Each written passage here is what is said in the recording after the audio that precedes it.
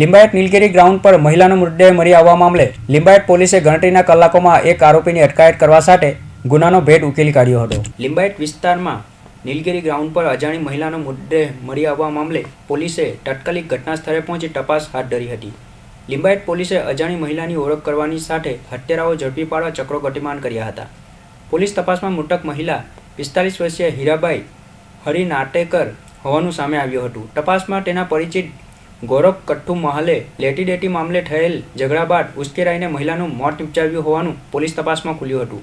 ત્યારે હાલ તો લિંબાયત પોલીસે ગણતરીના કલાકોમાં આરોપીની અટકાયત કરવા સાથે ગુનાનો ભેદ ઉકેલી લઈ વધુ કાર્યવાહી હાથ ધરી છે। પરમ દિવસે સવારના સમયમાં લિંબાયત પોલીસ સ્ટેશન વિસ્તારમાં નીલગિરી ગ્રાઉન્ડમાં એક ડેડ બોડી મળી આવી હતી। આ ડેડ બોડી એક મહિલાની હતી।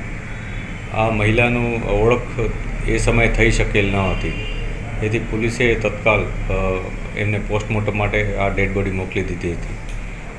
પોસ્ટમોર્ટમમાં ખ્યાલ આવ્યો હતો કે એમનું મૃત્યુ નિપજાવવામાં આવ્યું છે, જે અનુસંધાને પોલીસે એ સમયે કોઈ પણ એમના ઓળખ થયેલ ન હોવાથી અને એમના કોઈ પણ રિલેટિવ કે કોઈ પણ વ્યક્તિ નજીકના કોઈ હાજર ન હોવાથી પોલીસે સરકાર તરફે ફરિયાદ દાખલ કરી હતી અને ત્યારબાદ અલગ અલગ ટીમો બનાવવામાં આવી હતી।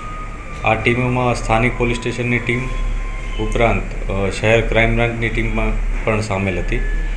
આ બધી ટીમોએ ટેકનિકલ સર્વેલન્સ, સીસીટીવી ફૂટેજીસ અને ખાનગી બાતમીદારો મારફતે જુદી જુદી જગ્યાએથી ઇન્ફોર્મેશન કઢાવવાની શરૂઆત કરી હતી, જેમાં શરૂઆતમાં અમારા માટે સૌથી મોટું ચેલેન્જ આ ડેડ બોડી ન ઓળખી શકાવાનું હતું અને ત્યારબાદ અમે અમારી ટીમોએ અલગ અલગ જે ઇન્ફોર્મેશન મેળવી એમાંથી છેવટે અમને આરોપીનું પગેરું મળ્યું હતું।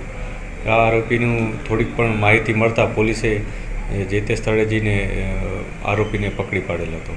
ત્યારબાદ આરોપીની વિગતો મેળવી હતી, જેમાં અમને માહિતી મળી હતી કે જે મરણ જનાર વ્યક્તિ છે એ બેનનું નામ હીરાબાઈ છે અને જે આરોપી છે એ એનું નામ ગોરખ કથ્થુ મહાલે છે, જે બંને ઘણા વર્ષોથી એકબીજાના સંપર્કમાં હતા। છેલ્લા 20 વર્ષથી એકબીજાના સંપર્કમાં અને બંને વચ્ચે પ્રેમ સંબંધ હોવાની માહિતી આરોપીએ અમને આપી છે। અમે તમામ માહિતી અત્યારે વેરીફાઈ કરી રહ્યા છીએ। આ બનાવમાં જે આરોપી છે એને આ બેનને સાથે કંઈક પૈસા બાબતે અને બીજી કેટલીક બાબતોએ ઝઘડો થયો હતો, જે અનુસંધાને એણે પોતે આવેશમાં આવી જઈ અને આ બેનની હત્યા નિપજાવી હતી અને બાદમાં પોતે ત્યાંથી ફરાર થઈ ગયો હતો। પોલીસે ખૂબ જ મહેનત બાદ આરોપીને ઝડપી પાડેલ છે અને આરોપીના જે નિવેદન છે એ લઈ અને અત્યારે એની અરેસ્ટ કરવાની તજવીજ ચાલુ છે। પોલીસ માટે કેટલું ચેલેન્જરૂપ બાબત હતી જે મહિલાની ઓળખ મેળવવી અને ત્યારબાદ આરોપીને ઝડપી પાડવું?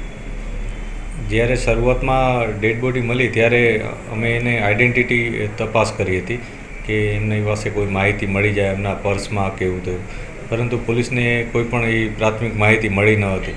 એટલે કોઈ પણ વર્ણ ઓળખાયેલી વ્યક્તિ એનું ડેડ બોડી જ્યારે મળે છે ત્યારે ખૂબ જ ચેલેન્જિંગ બને છે, કેમ કે એની આસપાસ સંકળાયેલ લોકોનો સંપર્ક થઈ શકતો નથી। તેથી આ બાબતે પોલીસને ખૂબ જ અગવડતા પડી હતી।